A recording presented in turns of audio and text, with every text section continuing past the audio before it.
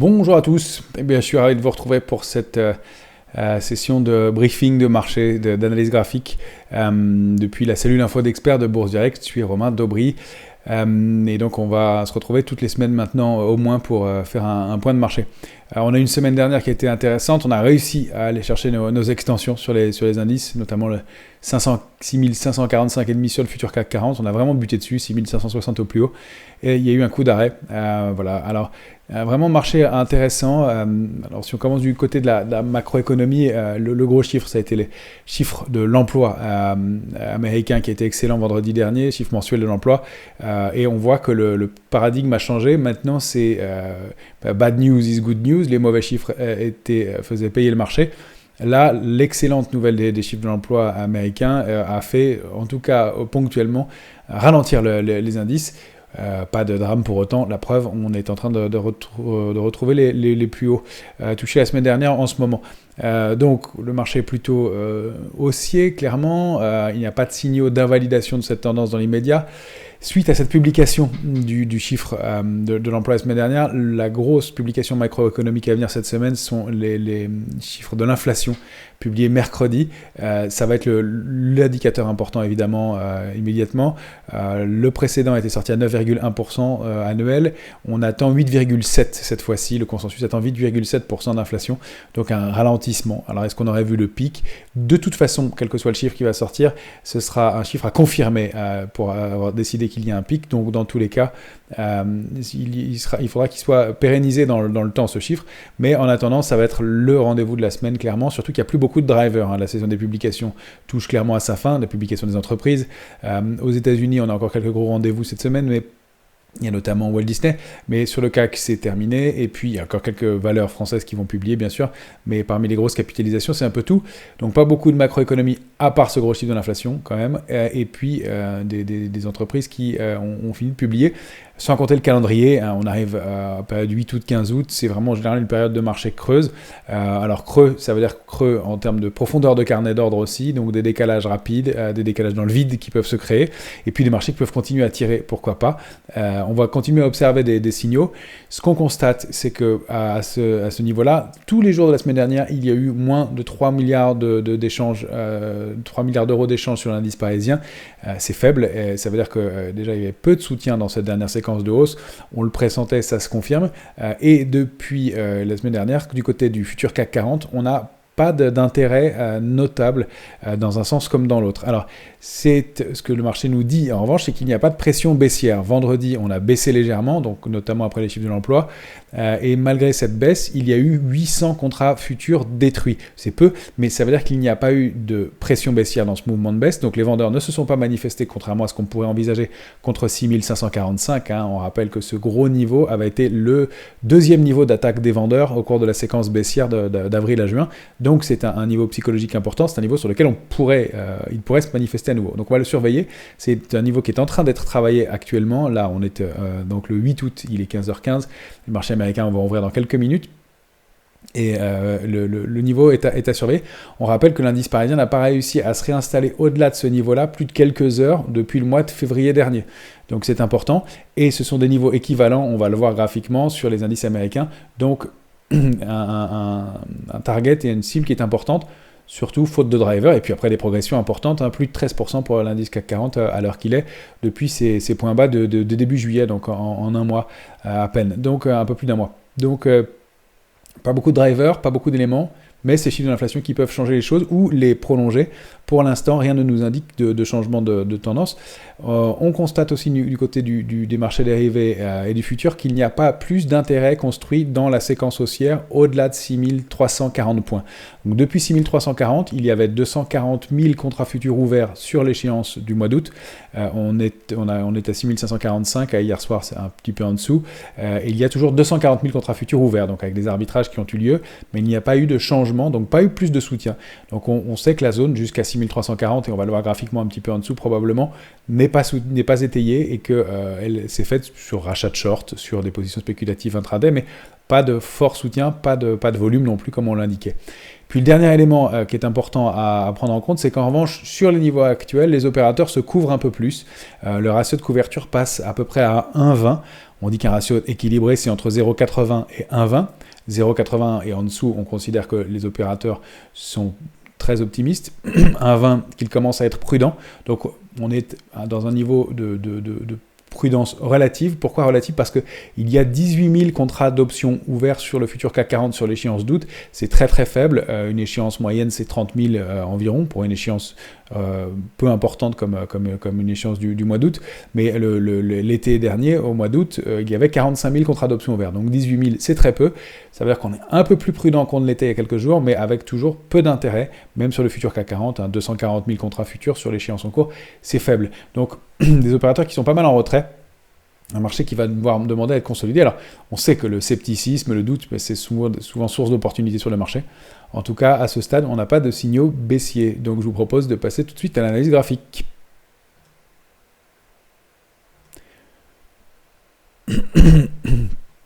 Pardon. On va regarder tout de suite l'indice S&P 500 en hebdomadaire. On se souvient qu'on avait débordé donc, cette ligne de tendance baissière qui est en bleu la semaine précédente et puis sorti aussi du canal haussier de court terme. La semaine dernière a été une semaine de progression, même si c'est modeste. On a progressé de 0,36% sur le S&P. Je crois que c'est comme pour l'indice parisien d'ailleurs. 0,30%. On passe du bon côté de la barrière, on se réinstalle au-dessus d'un niveau de résistance important. C'est 4123 sur le S&P. On le préserve en clôture avec pas beaucoup d'intérêt et puis des petits rejets contre des niveaux intermédiaires. La grosse résistance, eh bien, c'est le niveau de retracement de Fibonacci 4198, c'est les 23,6% de retracement de toute la séquence Covid, la séquence haussière Covid précédente, ça donne ce niveau-là. On avait rebondi, on le rappelle, sur un niveau inférieur qui était donc le 3508 points, qui était bien avant les 50%, 3508, et on avait beaucoup travaillé autour des 38,20 de retracement. 3815, c'était un niveau important aussi, à quelques points près. Donc, on s'éloigne de ce niveau-là, on va peut-être devoir consolider. Consolider, ça ne veut pas dire baisser, c'est pour ça que je vous mets en garde contre les stratégies baissières dans l'immédiat. Alors peut-être que demain, je changerai d'avis, puisque la lecture de la position ouverte nous indiquera si oui ou non on a une certaine pression baissière. Pour l'instant, ça n'est pas le cas. On voit qu'on est canalisé entre deux bornes, 4123, 4198. Il va être intéressant de voir si on arrive à préserver 4123, si on arrive à aller chercher 4198. On rappelle que c'est dans cette zone-là et sur ces niveaux-là que s'était formé un début de consolidation, la dernière extension haussière, et puis le retournement de tendance avec des pullbacks, des niveaux de retracement avant d'accélérer à la baisse. Donc, toute cette zone est importante et elle va nécessiter de gros drivers pour la franchir. Donc, on va voir ce qu'il en est, mais dans l'immédiat, on va peut-être manquer un peu de carburant pour aller chercher la suite. En tout cas, c'est toujours haussier et on n'a pas de figure de retournement, pas d'invalidation, au mieux des signaux d'essoufflement léger, mais rien de plus à très court terme. La séance du jour et les 24 heures à venir vont être intéressantes, mais c'est évidemment surtout après la publication des chiffres de l'inflation qu'on va en savoir plus. Alors, on va passer au Nasdaq 100, configuration sensiblement identique, toujours en hebdomadaire, pareil, pas beaucoup de nouveaux du côté de la semaine précédente, si ce n'est qu'on a ouvert de façon très technique au-delà de 12 865 points, avec donc un niveau qu'on a préservé, 12 865, sur lequel on s'est appuyé en ouverture. On est allé chercher l'extension à 13 330, et c'est ça qui est intéressant, c'est cette zone 13 330, 13 720 points, sont des niveaux intermédiaires. Le niveau majeur, c'est 14 200, le gros niveau, mais toute cette zone, en fait, 12 865, 14 200, est hyper dense. De la même façon que sur le S&P, on voit qu'on avait travaillé cette zone entre janvier et juin de l'année 2021, et que dans la baisse aussi, ça avait été une zone tampon importante. Donc, on a des niveaux qui sont clés, qui sont majeurs, qu'il va falloir travailler, et après le rebond qu'on a connu, je pense que ça va être difficile de les déborder de façon forte. Alors qu'on aille s'installer à l'intérieur et tirer encore une fois, c'est possible, d'autant plus qu'on le rappelle, ce mouvement s'est fait dans le doute et pas dans un consensus aussi fort. Il s'est produit avec beaucoup de vendeurs qui étaient donc un peu à contre-tendance, qui ont dû se racheter avec pas beaucoup de soutien. Même si on en a connu un peu dans un premier temps, dans cette première séquence, si l'équivalent sur l'indice parisien, ce serait la zone 11 560, 12 190, là où il y a eu un peu de soutien, jusqu'à 12 525 probablement. Après, c'est plus du technique, du rachat de short, et puis des achats d'opportunités, mais on a moins de mains très fortes dans cette zone-là. Alors encore une fois, pas du tout de figure de retournement, c'est plutôt un mouvement sain et propre, on consolide en partie haute, et puis on continue à aller chercher des points hauts, même si en fin de semaine dernière, un petit peu d'accalmie, mais rien d'anormal à ça, en tout cas dans un premier temps. De la même façon, les volumes ne sont pas extraordinaires, et même s'ils étaient un petit peu plus lourds vendredi dernier, on constate qu'en fin de séance, là où ça s'est repris un peu, c'est là où il y a eu une bonne partie du volume. Donc pour l'instant, plutôt des mains au sens des acheteurs. Donc même s'il est tentant de vendre ce marché, et encore une fois, si on s'apprête à chercher des solutions dans ce sens-là, on a plutôt allégé une partie des positions de nos portefeuilles, mais on n'a pas encore fait de stratégie baissière forte. Alors en revanche, on ne se prive pas pour le faire en intraday sur le futur, où on vend quelques extensions quand on voit des signaux et un peu d'excès. On va le voir sur le futur CAC 40, il y a quelques niveaux qui peuvent être intéressants. Alors, je vais regarder avec vous maintenant l'indice de la volatilité. Pourquoi ? Parce qu'on en avait parlé la semaine dernière et on est nombreux à l'avoir vu, ce niveau important, 21,50 et contre-pied un peu sur le niveau. On va le repasser en journalier, le VIX, l'indice VIX de la peur, l'indice de la volatilité sur le S&P. On se souvient qu'on avait... Pardon, je vous le mets sous les yeux, comme ça ce sera bien clair.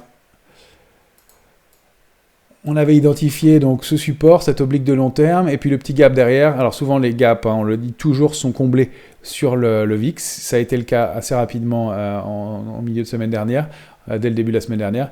Et on est revenu s'appuyer sur ce support. Donc attention, alerte baissière contrée la semaine dernière, mais il n'y a rien de fait. Vous voyez qu'on est repassé en zone que moi j'avais qualifiée, alors j'avais simplifié et donné des niveaux, donner des noms au niveau d'alerte. Donc là, on était passé en niveau de vigilance ponctuellement, on repasse en niveau d'alerte. Les opérateurs ne sont pas complètement détendus et l'accélération est haussière, l'accélération haussière du VIX, donc l'accélération baissière des marchés est toujours susceptible de se produire. Vigilance toujours dans un marché qui reste creux et dans lequel il peut toujours se produire quelque chose dans le contexte de nouvelles qui sont assez lourdes globalement. Donc attention à un VIX qui a fait un faux signal, mais qui n'a pas invalidé son risque d'accélération haussière. Au contraire, petit pic à nouveau en début de semaine. Timide encore pour l'instant, mais à surveiller. Alors on va regarder du côté des indices européens. Notre benchmark, c'est l'Eurostoxx. L'Eurostoxx, là, il est en journalier. Il est allé chercher sa cible, 3778 la semaine dernière, comme le 545 sur le CAC 40. Il y retourne ce matin. Donc ça, c'est plutôt pas mal, signe de force, pas d'invalidation. On avait ces deux bougies qui auraient pu donner une indication d'invalidation de la hausse. La bougie du jour ouvre à peu près au-dessus de la médiane, continue. Pour l'instant, même si les volumes ne sont pas extraordinaires, on retourne chercher les cibles. On a plus de mal à aller chercher 3778 dans l'immédiat. Encore une fois, rien de grave ou d'anormal à ce que le marché consolide un peu après la progression. Pour l'instant, pas d'éléments forts complémentaires. On peut dire que on a bien préservé 3676, même si on est allé le tester. Je remets les supports de la bonne couleur, c'est mieux. Pardon, ce sera plus clair.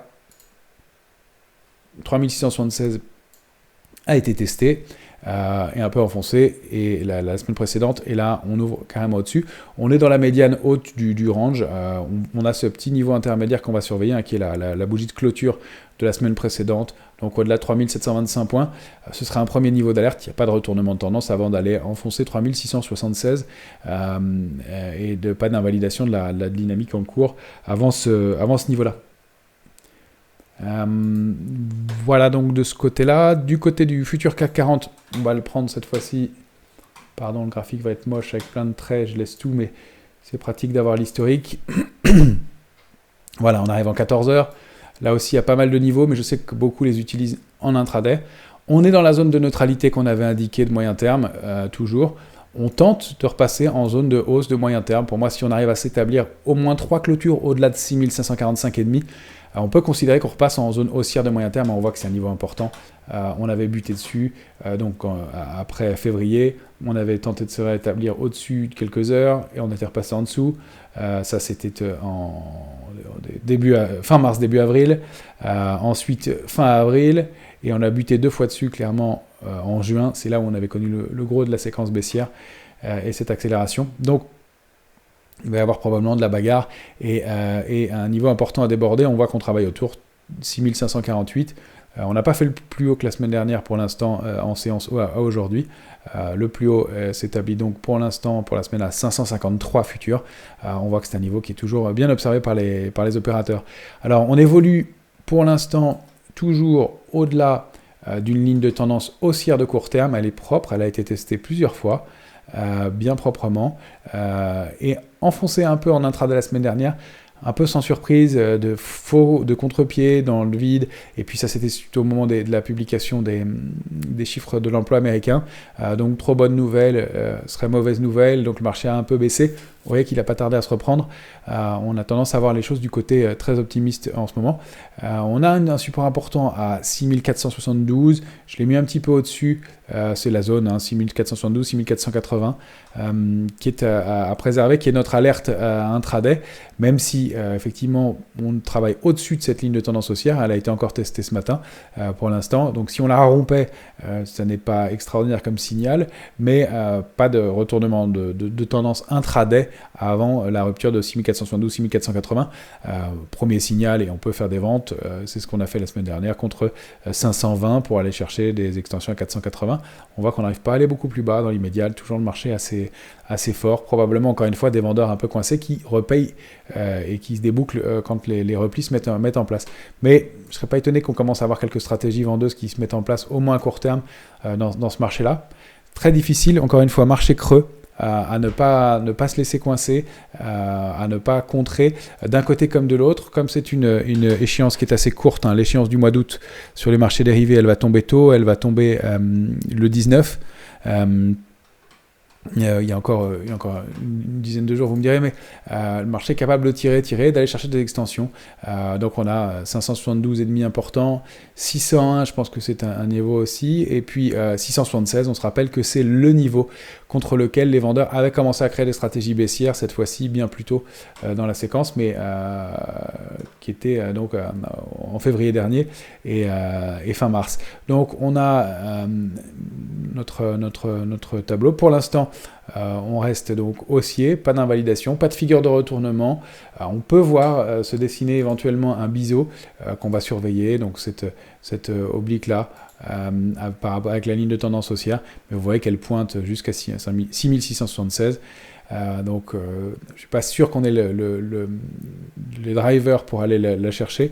On la surveille, je ne l'ai pas tracé pour l'instant parce qu'il y a que deux points, mais probablement le marché l'observera et ce sera un point à regarder. Alerte intraday donc 6433 autour, on repasserait plutôt au baissier pour aller chercher 6315, rien d'anormal, et puis le bas de la ligne de tendance, la borne haute du canal baissier de moyen terme qu'on a donc débordé. Il serait logique qu'on aille retester ce niveau-là, cette oblique bleue, à un moment ou un autre, pour renforcer la tendance haussière. Ça peut mettre du temps, encore une fois, surtout quand un mouvement s'est fait dans un marché assez sur fond de scepticisme comme ça, avec des shorts qui ont été bloqués. Bon, ça peut mettre du temps à se mettre en place, mais bon, il suffit d'un chiffre de l'inflation un peu trop bon ou d'autres momentum. Et il n'en manque pas en ce moment pour que le marché puisse consolider. Tant qu'on est au-dessus de 6249, 6315, 6249, tout va bien, c'est de la consolidation. En dessous, ça deviendrait plus gênant parce que ça voudrait dire qu'on invaliderait toute la construction qu'on a faite en amont, qu'on repasserait sous des niveaux techniques importants et que toute cette structure de consolidation et cette zone d'accumulation peut être revisitée. C'est pas mal, mais ce serait pas le bon sens de l'histoire après ce qu'on a construit là. Donc on consolide un peu, qu'on retourne voir 6380, 6315, pourquoi pas. En deçà, ça commence à devenir un peu gênant. On rappelle que toute la partie entre 6036 et 6200 6349, 6315 et même un peu au-delà, 6340, c'est fait avec du soutien du côté du futur CAC 40. Il y a eu des contrats futurs ouverts dans cette zone-là, donc de nouveaux entrants qui ont nécessité de la part des market makers d'alimenter, de créer du soutien. Donc ça veut dire que cette zone-là est solide. Au-delà, on sait qu'au-delà de 6340, c'est un peu plus fragile et que ça s'est construit plutôt dans le trading, dans les arbitrages. Donc on risque de revisiter cette zone-là à un moment ou à un autre. Encore une fois, ce n'est pas un signal de vente en lui-même, mais peut-être que dans la semaine, ça peut se décanter rapidement sur des extensions. Si on va un peu trop vite à la hausse, par exemple, ça peut être un signal aussi, ou si on bute et qu'on refait 2 fois 6540, donc cette double butée 2 fois d'affilée à quelques jours d'écart sur ce point haut, c'est pas ce qu'on appelle un double top, mais ce serait une avancée, un coup d'arrêt dans la hausse et un petit retracement qui pourrait se mettre en place. Pour l'instant, on n'en est pas là. Vous voyez que l'indice est toujours solide. On prend un 27% à l'instant sur le futur CAC 40, 6554 points. On va regarder du côté des matières premières maintenant. Je voulais vous montrer le CRB, l'indice Thomson Reuters CRB sous forme d'un panier sous forme d'un tracker Lixor. On est re-rentré nous dessus un peu pour travailler plus pour un côté fondamental pour travailler la thématique matière première. On voit qu'il y a cette oblique qui a très bien tenu et qui fonctionne depuis février dernier, qui a été testée 1, 2, 3, 4, 5 fois. Ce serait la 6e. C'est peut-être pas le bon pari, parce que le pétrole corrige pas mal ces derniers jours. La réunion de l'OPEP+, a entraîné, et puis l'augmentation des stocks a entraîné un mouvement de consolidation un peu plus marqué qu'attendu sur le Brent. Reste que c'est un niveau de support, que le trend matière première est important à travailler en ce moment, et on rappelle que le CRB est composé de 19 matières premières, dont 30% de pétrole, et puis de l'or, de l'argent et différentes autres matières premières. Globalement, c'est une bonne solution d'équilibre dans ce marché. Et donc on le prend comme pour compenser une éventuelle hausse ou un rebond des matières premières sans être en direct sur le pétrole. Ça lisse un peu aussi le mouvement. Un autre actif qu'on regarde souvent, et dont vous avez l'habitude, mais qui confirme son mouvement, c'est l'argent. L'argent qui a rebondi, donc là en hebdomadaire, graphique hebdomadaire de l'argent. J'aurais bien aimé vous mettre le titre. Voilà, il est là, pardon. C'est ici. Alors beaucoup de résistance au-dessus sur l'argent, mais on a réellement bien réagi sur ce niveau de support à 18,64. On a consolidé la semaine dernière et on entame cette semaine avec une hausse assez significative de 60% de hausse à l'instant, de 50 à 20,40. On déborde les plus hauts de la semaine d'il y a 15 jours. On s'installe pour l'instant dans une réactivation haussière. Alors, en hebdomadaire, c'est intéressant. Donc, on a des cibles à court terme qui sont proches. On a ce niveau intermédiaire qui est aux alentours de 21,11. Le gros niveau, c'est 22,20. Et là, si on repasse au-dessus, ça donne des extensions 24,40, 25,32. Et d'autres encore, on n'y est pas pour l'instant, mais encore une fois, c'est un actif qu'on surveille beaucoup. On va le regarder en journalier et vous voyez qu'après une accélération haussière, une consolidation de quelques heures, on a l'air de réactiver la dynamique haussière. Alors difficile de dire c'est un fanion. Les volumes ont été un peu équivalents dans cette structure. Donc, normalement, on préfère pour le fanion que les volumes soient, ou un drapeau, que les volumes baissent au cours de la phase de consolidation. Ça n'a pas vraiment été le cas, mais on voit qu'on est en train de sortir de la zone de congestion par le haut. Donc, on peut envisager une duplication du premier mouvement. Donc, pour aller construire ce fanion, je le fais de façon un peu rapide avec vous ici, mais voilà, et vous allez voir qu'on va retrouver probablement nos cibles derrière assez facilement. Voilà, la zone cible, en tout cas, si on sort ici, voilà, des niveaux qui sont intéressants entre 21,50, 21,40, 21,71 et 22,20. Voilà, d'ailleurs, c'est un intermédiaire, clairement. On le voit ici. Donc, un mouvement toujours haussier à conserver. Nous, on a renforcé nos positions clairement sur l'argent, dont on pense que c'était une opportunité, hein, cette zone-là. Même si la structure de retournement s'est mise en place de façon un peu bizarre, un peu tordue. On avait une figure en épaule tête épaule inversée, mais plus visible en 4 heures qu'en journalier. Mais en tout cas, elle a bien performé. On voit que toujours que c'est compliqué, l'argent très volatile. On fait des pics avec des accélérations baissières. On est quand même revenu chercher 19,55. C'est ce qu'on proposait, je crois, la semaine dernière. J'avais dit 19,90. On est allé un peu en dessous. Mais le bas du range est à payer dans un trend qui ne se dément pas. Et puis, le dernier actif qu'on voulait regarder, donc c'était le Brent. Là, on va regarder comment il se présente. Alors, en journalier, voilà, on a invalidé le mouvement. On a des chances donc sur le Brent d'évoluer maintenant dans un trading range. Je ne vois pas le Brent rebaisser très fortement maintenant compte tenu du trend de fond qui s'est mis en place depuis plusieurs mois. En revanche, on a réintégré le canal haussier de long terme en rupture il y a 2 semaines et la semaine dernière, et on entame la semaine en dessous de ce niveau de 98,31 qui est la médiane à mon avis du trading range 88,90. 115,50. 115,50 est un intermédiaire, mais il est à surveiller, il a été travaillé et le Brent a vraiment buté dessus. Donc, on peut travailler les arbitrages. Là, on est un peu au milieu du champ de tir, donc pas vraiment de décision à prendre. Est-ce que ça va baisser jusqu'à 88, 90 ? Pas sûr, parce qu'on a une zone de densité importante ici aussi. On a des niveaux intermédiaires qu'on a déjà testés. 92, 70 en est un. Il a quasiment rebondi dessus ce matin. Donc, à surveiller aussi. C'est surtout le débordement de 98, 31 qui donnera un signal aussi en direction de 107,10, voire 115,50. Ou la rupture, cette fois-ci 88, 90, qui donnera un signal pour aller chercher le bas du canal haussier de long terme précédent, avec des niveaux intermédiaires intéressants. Pour l'instant, un peu au milieu du gué, difficile, mais on voit que cette oblique a été pareil, très travaillée sur le Brent, bien observé, enfoncé une fois, cette fois-ci c'est fait en clôture hebdomadaire la semaine dernière, donc le trend est cassé et la consolidation se met en place. C'est un peu le cas partout, on est un peu à l'arrêt sur pas mal d'actifs, ce qui est normal compte tenu de la période et de la saison.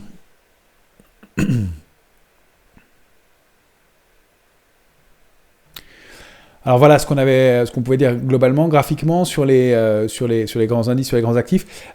Petite synthèse côté valeur, on a dit qu'il y avait pas mal de recovery, que les opérateurs cherchaient des recovery. On avait cité 3-4 valeurs en début de semaine dernière, il y en a une qui a décollé, c'est Ubisoft, sur une annonce. Alors voilà, il n'y avait aucun signal graphique, il faut être clair, c'était juste du feeling sur des valeurs qui étaient des darlings du marché, qui sous-performent fortement depuis quelques temps.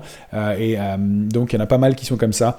Ruby, qu'on surveille toujours, qui travaille et sur laquelle on est positionné, nous d'ailleurs, qui rebondit, je vais arriver sur des supports intermédiaires, des supports majeurs importants, qui n'a pas encore accéléré, mais qui pourrait le faire. Je regardais une valeur comme Chargeur ce matin, qu'on peut regarder, pour laquelle il n'y a pas encore de signaux, mais qui peut être intéressante.